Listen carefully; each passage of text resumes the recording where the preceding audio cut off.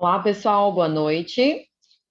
Estarei ministrando a vocês a disciplina de instalações hidráulicas e sanitárias, tá? Essa disciplina, as nossas aulas, em alguns momentos vocês terão mais de um material de apoio, ou terão planilhas de dimensionamento, tá? Como material de apoio durante as aulas.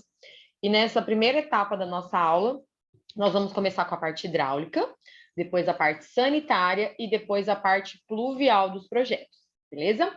Bom, só para a gente elencar alguns conceitos, nós vamos começar com essa parte hidráulica, mas inicialmente a gente vai para a parte hidráulica falando da parte de reservatório, tá? Então a gente vai falar de alguns conceitos básicos iniciais e depois a gente vai para a parte do dimensionamento de reservatório.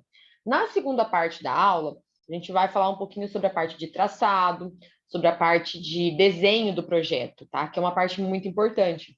Então, a gente não pode simplesmente pensar em dimensionar, mas a concepção de projeto, tanto hidráulico, quanto sanitário, quanto pluvial, ela é uma das partes mais importantes. Eu sempre comunico, oriento os meus alunos que é a etapa que o pessoal mais erra, que mais comete erros. Então, a gente sempre tem que buscar tomar bastante cuidado nessa etapa, para depois poder fazer o dimensionamento, beleza? Então, vamos dar sequência. Bom, a parte de hidráulica, ela está regida pela norma 5626 de 1998, de instalação predial de água fria, tá? Então, o nosso foco vai ser água fria, esgoto e pluvial. Juntamente com a parte de água fria, a gente teria a parte de projeto de incêndio, tá? Instalações de água quente, tá? Mas pelo período curto que a gente tem a disciplina, a gente não consegue entrar normalmente na parte de água quente de parte de corpo de bombeiro, tá? Que é a parte de combate a incêndio. Então, normalmente elas ficam direcionadas a disciplinas de pós-graduação, beleza? Bom, primeiramente, todo projeto hidráulico ele tem que seguir alguns requisitos perante as normas, são algumas recomendações de projeto. A primeira recomendação é sempre buscar preservar a potabilidade da água, tá? Então, o seu sistema ele tem que prever isso. Então, quando eu falo de um reservatório, ele tem que permitir que a água seja potável, sem nenhum tipo de contaminação. Eu tenho que garantir sempre um fornecimento de água de forma contínua. Então, a gente às vezes avalia muitas casas que têm problemas de pressão nos pontos de utilização. Então, isso muitas vezes são projetos que foram mal concebidos, mal elaborados, não foram dimensionados. Simplesmente, eu sempre falo que às vezes as pessoas não dão muita importância para esse projeto. Mas quando você não dá essa devida importância, na utilização da edificação, a gente começa a ver essas possíveis patologias. E a gente sempre tem que promover uma economia de água e de energia. Então, o sistema em si ele tem que funcionar de forma correta para permitir que isso realmente aconteça, né? Além disso, a norma também preconiza que a gente tenha uma facilidade de manutenção, tá? Então, a gente tem que pensar isso também. Evitar níveis de ruídos inadequados. Então, às vezes as tubulações foram mal concebidas, são aquelas tubulações que durante o caminho que a água percorre, elas geram vibrações que geram bastante ruído. Então, a gente tem que cuidar em relação a isso também. Buscar sempre promover um conforto ao usuário, prevendo as peças de utilização necessárias, com suas vazões satisfatórias, né, atendendo sempre as exigências que a norma preconiza. E aí todo projeto, ele tem as seguintes etapas, né? Primeiro, a gente, para começar o projeto, a gente precisa ver o tipo de edificação e a ocupação dessa edificação. Porque se é uma edificação residencial, comercial, industrial, e a ocupação que vai ter nela, porque isso vai influenciar no dimensionamento do seu reservatório, tá? Sempre prevê uma capacidade atual, mas pensando também numa possível ampliação, né, num projeto futuro. Então, se houver uma ideia de projeto futuro, já faça essa previsão em cima dessa questão futura. Avaliar o tipo de abastecimento que vai ser realizado, que já vou explicar quem são esses tipos de abastecimento. Prever os pontos de utilização de forma correta. Os pontos de utilização, eles são basicamente os pontos por onde a água vai sair. Tá? Então, a torneira da pia, da cozinha, do lavatório, né? O ponto que sai água para o vaso são pontos de utilização, né? Que a gente utiliza o termo peças de utilização. Nós temos que promover sempre um traçado da distribuição. Então, esse traçado da distribuição é o traçado que está lá na cobertura, né? Está acima da nossa laje ou abaixo da laje, dependendo do tipo de projeto, né? Normalmente, quando é um prédio, ele fica abaixo da laje. Como é uma casa térrea, normalmente a gente deixa acima da laje essa passagem de tubulação, né? Então, depende muito se vai esconder com gesso, se vai ficar na parte superior ou inferior, tá? Mas esse traçado é o nosso chamado barrilete. prever uma localização adequada para os nossos reservatórios e para os aparelhos, e sempre utilizar os materiais adequados para cada situação, tá? E aí a gente vai para a parte do dimensionamento. Então, a gente faz toda essa parte de concepção, de traçado, né, de definição de pontos, depois a gente faz toda a parte de dimensionamento. E o ponto principal é sempre a determinação da vazão e atender às pressões necessárias, né? As pressões que aqueles pontos realmente necessitam. E utilizando sempre os diâmetros, respeitando cada tipo de aparelho, né? Bom, quando nós falamos do sistema de abastecimento, nós temos o público, o particular e o misto. O público é aquele que nós temos uma concessionária que vai realizar todo esse fornecimento de água para as edificações, né? O particular, normalmente, são aqueles por poços artesianos, e o misto é quando a pessoa ela tem um abastecimento público, mas ela também apresenta um poço artesiano, tá? Nesse tipo de caso, o órgão que gerencia os recursos hídricos deve ser sempre consultado. É claro que a gente sabe que tem muita gente que tem poço artesiano irregular, né? Mas eles sempre orientam que haja uma organização em relação a esse fornecimento quando ele for de poço artesiano. Vou dar um exemplo para vocês, né? Existe uma obra de grande porte que está sendo construída aqui em Sinop e eles têm um poço artesiano, né?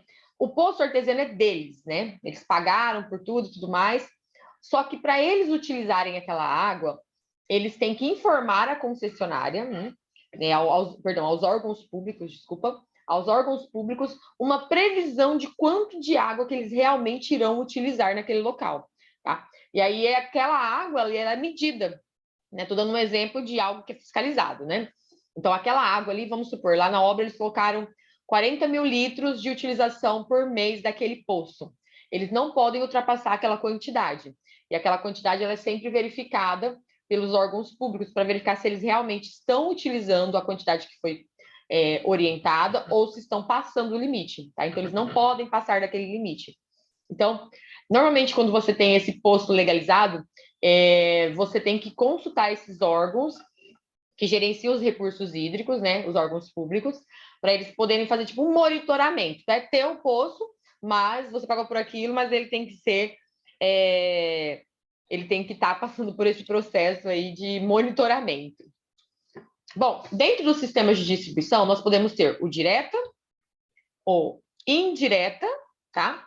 Então, eu vou falar um pouquinho de cada um deles. Quando nós temos um sistema de distribuição direta, que pela imagem, né, a gente pode perceber que a gente tem a rede pública, nós temos na rede pública, né, lembrando que a disciplina, o foco é a parte de instalações prediais, tá? Então, é tudo dimensionamento dentro da edificação.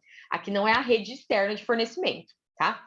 Então, quando nós temos a rede pública, nós temos a instalação de registros em alguns pontos da rede pública, e essa água, ela vai chegar às edificações. Então, lá na minha edificação, eu vou ter um hidrômetro, né, o meu cavalete, com o meu medidor, e essa água, ela vai entrar, né, atender os pontos de utilização dentro da edificação, tá? Aqui é um tipo de sistema direto, tá?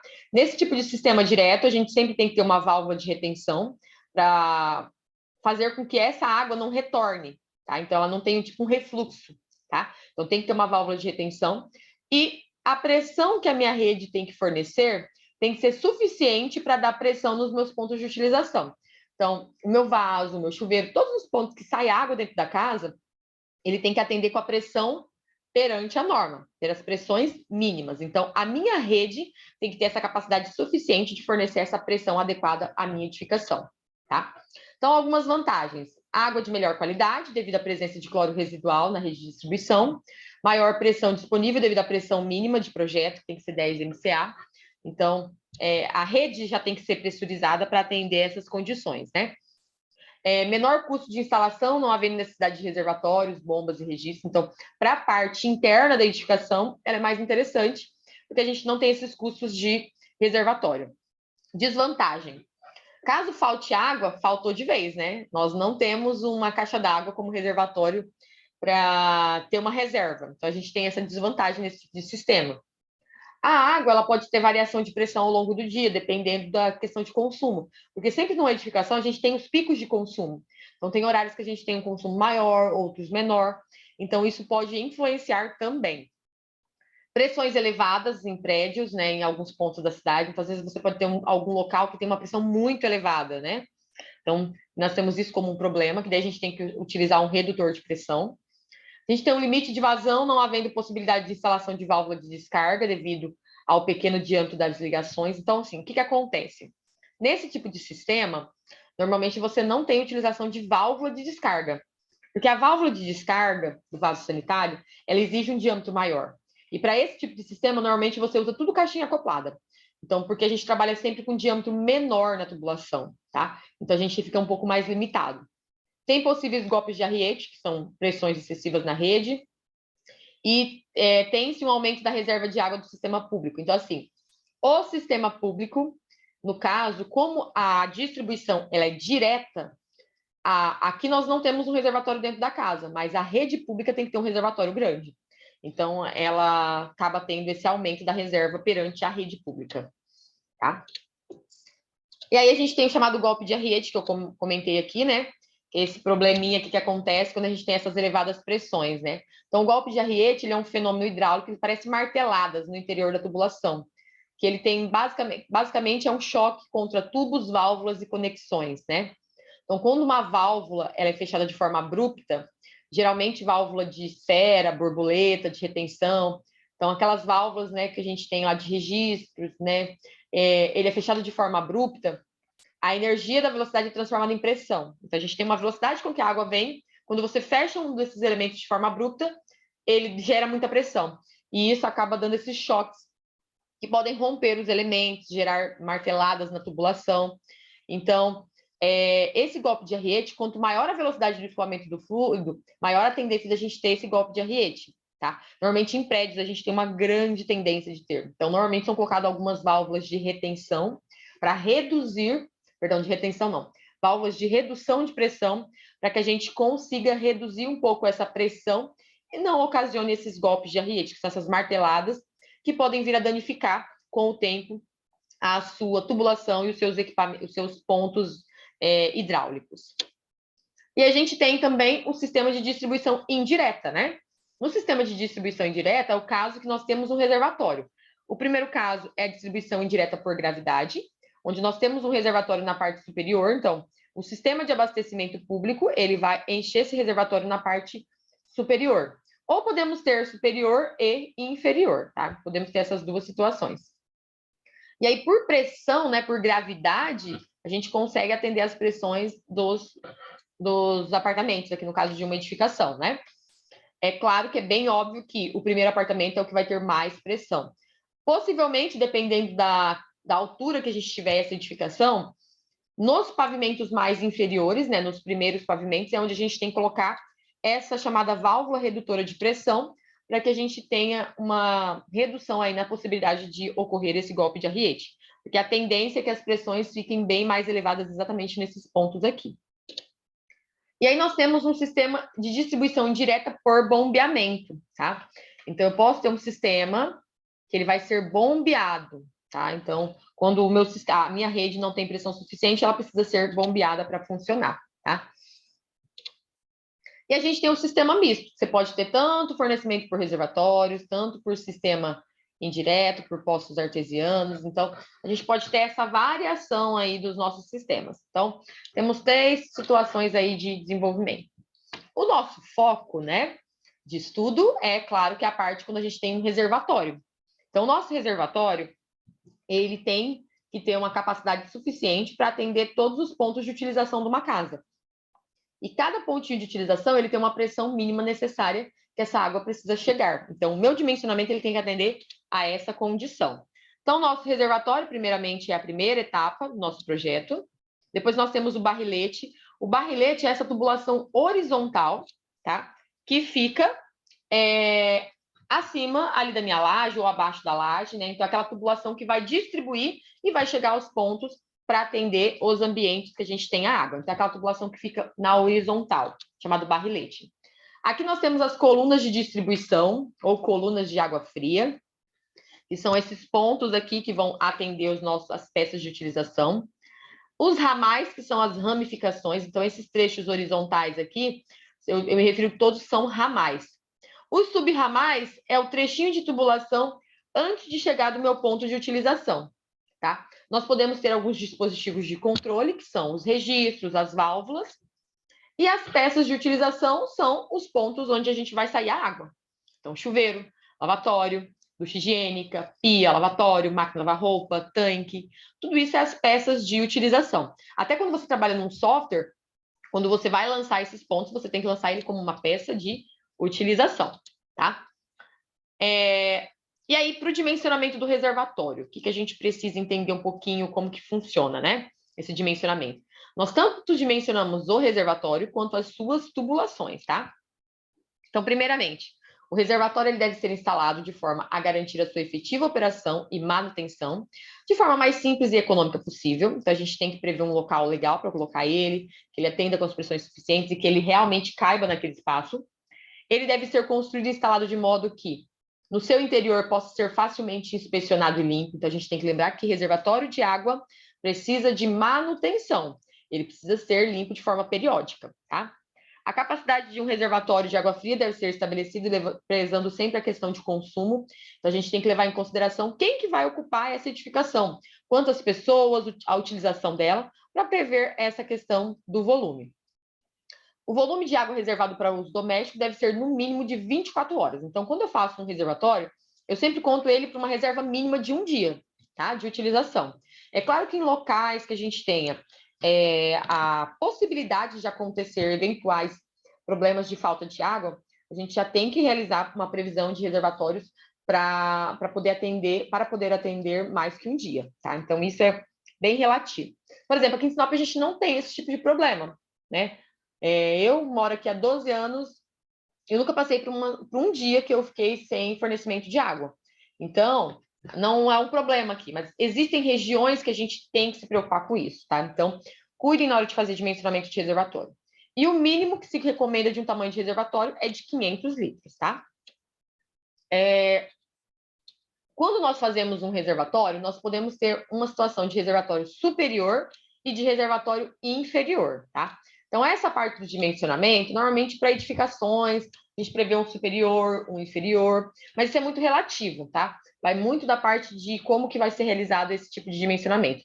Normalmente, para edificações de mais de 3 pavimentos, a gente faz essa concepção, tá? Bom, o que tem que ter como que é a composição aqui do meu reservatório? Aqui, pessoal, é uma imagem para trazer para vocês as tubulações básicas que a gente tem que ter num reservatório, tá? Então, primeiramente, essa parte aqui, ó, é a minha tubulação de alimentação. É aquela água que está vindo lá da rua, é um diâmetro menor, e ela vem aqui ao topo da caixa d'água, né, na parte superior, e ela se conecta com a caixa d'água para alimentar essa caixa d'água, tá? Então, a gente tem ela se conectando pela parte superior, para poder encher todo esse reservatório, tá? Essa água, quando está cheia aqui, né, encheu essa caixa d'água, ela vai sair por uma lateral, tá? Não é por baixo da caixa d'água, é sempre na lateral, porque quando a gente coloca por baixo, se essa água tiver impurezas, essas impurezas decantarem e ficarem depositadas ao fundo, você vai começar a ingerir água com essas impurezas. Então, quando você alimenta a sua casa, né? Os pontos de água fria, eles saem pela lateral aqui, o meu barrilete vai começar aqui pela lateral da caixa d'água, a gente fica com essa beiradinha aqui, inferior, onde essas impurezas se depositarão no fundo, tá? Então, nunca a saída da caixa d'água é por baixo, sempre pela minha lateral. Aqui, pessoal, a gente vai virar e vai fazer o nosso barrilete, tá? É obrigatório que a gente sempre tenha um registro, tá? Esse registro para poder atender o meu barrilete é um registro esfera, tá? Que é um de PVC. Esse registro, ele tem a função de você fechar o fluxo. Então, quero fazer uma manutenção na minha caixa d'água, né? Eu vou limpar ela. Então, a gente vai esvaziar a caixa d'água e poder fazer a manutenção. Então, a gente precisa ter um registro no início aqui. E essa tubulação de ventilação aqui, que é acrescida nesse trecho, ela tem o intuito exatamente de evitar o refluxo de água, tá? Então, ela tem essa finalidade. E, é claro, se você alimenta a caixa d'água, se essa água sai para distribuir para casa, eu preciso lembrar que eu tenho que fazer manutenção periódica. Então, eu tenho que promover uma tubulação de limpeza. A tubulação de limpeza, ela é conectada por baixo do reservatório, tá? Então, ela tem um registro quando eu quero fazer a limpeza, eu abro esse registro. E é claro que numa caixa d'água, quando nós estamos enchendo ela, aqui no ponto de alimentação tem uma boia. Pode ser que aconteça algum tipo de problema na boia. Quando isso acontecer, o que nós temos que fazer? Sempre tem que ser previsto a instalação de um ladrão, aviso, extravasor, são os termos que são utilizados, porque esse ladrão, pode ser ladrão, aviso, extravasor, quando a boia parar de funcionar, ele vai sinalizar. Então, essas duas tubulações, o ladrão com a limpeza, eu conecto na mesma, uma questão de economia, e aí eu coloco esse ponto aqui de limpeza num local que ela vai despejar, que eu consiga visualizar, ou consiga perceber, ouvir, tá? Porque daí essa água que vai estar em excesso, ela precisa ser observada pelo morador, né? A gente precisa conseguir enxergar isso para perceber que o meu reservatório está com problema para poder fazer a manutenção adequada, tá? Então, aí nós temos a tubulação de alimentação, como eu comentei, né? Tem que ter uma boia. Então, na parte interna que a gente tem a boia, né? Que vai permitir essa capacidade da minha caixa d'água encher até um limite máximo. Nós temos o ladrão ou extravasor, né? Como eu já comentei, que ele se conecta por aqui. A tubulação de limpeza. Aqui é a ventilação, que é como se fosse um suspiro, uma retrosifonagem. Então, ele vai combater totalmente o refluxo do meu sistema, tá? E a tubulação do barrilete, que é o que vai atender a minha edificação. Então, essa tubulação horizontal, ela vai chegar até os pontos de utilização e ela vai descer. Aí ela alimenta cada ambiente que nós tenhamos, tá? Existem alguns sistemas, né, que é para aumentar a pressão.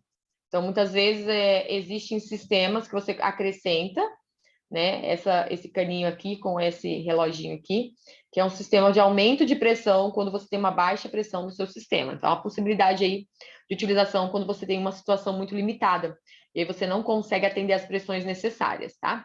Bom, o dimensionamento do reservatório é uma parte bem tranquila, tá? Porque o que a gente avalia basicamente é o consumo diário, tá? Faz o consumo diário e quando nós temos mais de um reservatório, né, superior e inferior, o superior a gente coloca 40% e o inferior 60%, tá? E sempre no superior, né, quando a gente tem uma edificação que prevê reserva de incêndio, a gente tem que prever a reserva de incêndio junto com o superior, tá? Aqui eu coloquei uma informação de uma reserva de incêndio de 20%, mas isso varia muito de estado para estado, né? Existem várias legislações. Aqui é só um exemplo estimado, mas cada estado a gente tem uma consideração aí para a parte de reserva de incêndio, tá? Que deve ser estudada e avaliada. Aqui é só para a gente ter uma estimativa, tá? Então, basicamente, a gente tem o quê? Na parte superior, 40%, que aqui é a reserva total. Então, 100% é para atender a casa, a edificação, certo? E aí eu distribuí 40% para a parte de cima e 60% para a parte de baixo. E eu ainda preciso prever uma porção de 20% para acrescentar na parte de cima, tá? Para que a gente consiga ter como reserva de incêndio. Quando nós começamos um dimensionamento, nós vamos avaliar os seguintes critérios. Primeira coisa, eu avalio o tipo de ambiente. Se é um dormitório, eu conto 2 pessoas por dormitório, né, numa casa. Se tiver um quarto de empregado, eu conto apenas uma pessoa. Se for um prédio de tipo escritório, eu considero uma pessoa a cada 6 metros quadrados. E se for um shopping, eu considero uma pessoa a cada 5 metros quadrados. Então, é essa condição aqui que a gente avalia para começar o dimensionamento, beleza? E aí, a gente vai para avaliar o tipo de construção e o consumo para aquela construção, tá? Então, por exemplo, aqui eu tinha avaliado um dormitório, né? Então, um dormitório é de uma residência, né? Então, quando eu avalio uma residência, a gente pode ter casa popular, residência, apartamento. Então, por exemplo, numa residência, eu já comentei aqui que são 2 dormitórios, um dormitório a cada 2, a gente conta 2 pessoas. Então, se na minha residência, no meu apartamento, eu tiver 3 dormitórios, cada dormitório são 2 pessoas, ou seja, a gente conta 6 pessoas nessa casa, né? É uma previsão que a gente faz de utilização. Então, na residência, 6 pessoas, a gente conta 150 litros por pessoa de consumo. Se for um apartamento, a gente conta 200 litros. Mas, professora, por que no apartamento é mais? Porque o apartamento, normalmente, a gente tem aquelas áreas comuns de utilização, né? Então, aquelas áreas comuns, normalmente, tem alguém que faz o processo de limpeza. Então, tem esse gasto além aí das áreas comuns em prédios que são feitos para a parte de limpeza. Então, por isso que a gente sempre conta um pouquinho a mais, tá? Aqui, ó, hotel 120 por hóspede, né? Escolas, né? Então, numa escola, o que a gente faz? Uma escola, ela é como se fosse um prédio de escritório, ou shopping, se eu quero ser mais criterioso, né? A gente poderia colocar como um prédio de escritório. Então, a gente conta uma pessoa a cada 6 metros quadrados de área construída. E aí, uma pessoa a cada 6 metros quadrados, a gente vê quantas pessoas vai dar e multiplica aí por 150. E a gente tem esse consumo total. Então, tem várias situações aqui, ó. Por exemplo, no cinema, a gente conta 2 litros de água por pessoa que estiver lá dentro. Então, por exemplo, meu cinema tem 500 cadeiras, tá? Então, a gente conta 2 litros por lugar. Então, cada poltrona que eu tiver ali, a gente conta uma estimativa de 2 litros. Então, tem várias situações, né? Quando é um local, uma garagem, né? Uma garagem de veículos, de venda. Um exemplo, como que eu faço essa quantificação? Normalmente, nesses locais, eles lavam os carros, né? Jogam uma água, tirar poeira, né? Eles sempre contam 50 litros por automóvel que esteja lá. Um mercado, 5 litros por metro quadrado de área. Então, assim, são várias situações, tá? Então, a gente tem que avaliar conforme a gente tem cada uma delas, né? E aí fica, tipo, um exemplo aí para vocês treinarem, tá? De como fazer esse dimensionamento. Como vocês viram, é bem tranquilo. A gente vai pegar o quê? O tipo de situação. Então, por exemplo, aqui no nosso caso, ó, determinar a capacidade do reservatório. Nós temos um reservatório inferior e superior, tá? E eles são 10 pavimentos. Então, a gente vai pensar, ó, 10 pavimentos. E cada pavimento tem 4 apartamentos. E cada apartamento tem 3 quartos, né? Um social e um de empregado. Então, aqui só por apartamento, pessoal, a gente tem o quê? 3 quartos já vai virar 6 pessoas, né? Então, a gente tem 6 pessoas no apartamento mais a empregada, certo? Então, a gente tem 7 pessoas. Essas 7 pessoas, certo? Deixa eu tentar fazer aqui com vocês.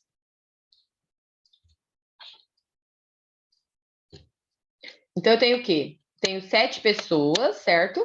E eu vou multiplicar por 4 apartamentos. Então, em um pavimento, eu tenho 7 pessoas, né, em cada apartamento. Como são 4 apartamentos, nós temos 28 pessoas, certo? Por pavimento. Só que não são 10 pavimentos, então a gente vai ter 28 agora, vezes 10 pavimentos. Então, nós temos um total aí, perdão a letra, de 280 pessoas, né? E aí a gente tem o quartinho do zelador, né? Então, a gente tem 280 pessoas, mais uma pessoa aqui ainda. Então, a gente tem um total de 281 pessoas. Vamos tentar fazer aqui o 281. Certo? Tem 281 pessoas, certo? Bom, num apartamento, eu comentei com vocês que a gente conta 200 litros por pessoa. Então, essa quantidade de pessoas eu vou multiplicar por 200 litros. Deixa eu fazer aqui rapidinho uma continha com vocês. Então, 281 pessoas vezes 200 litros, a gente tem 281 vezes 200 litros. Nós temos em torno de 56.200 litros, tá? Então, eu tenho 56.200 litros de água, tá? Só que vamos lembrar que nós temos 40% na parte superior, né? Então, aqui na parte de cima, a gente tem 40%. E na parte de baixo, nós temos 60%. Então, eu pego esse valor aqui e multiplico por 40%, né?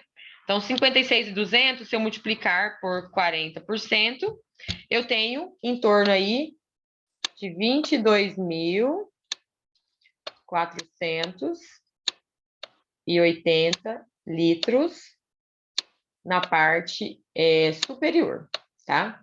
Na parte de cima. E o restante na parte de baixo, né? Então, 56.200. Sobrou aqui na parte de baixo 33.720 litros. Caso a gente tenha que colocar uma reserva de incêndio, lembrando que a reserva de incêndio fica na parte de cima, né? E se eu pedisse para vocês, coloque 20% de reserva de incêndio. Essa reserva de incêndio, normalmente, ela é em cima do volume total que a gente tenha, tá? Mas como eu falei, isso eu preciso sempre avaliar as condições da norma de bombeiro. Então, assim, esse reservatório de cima, ele sempre vai ser esses 40% mais a minha reserva, tá?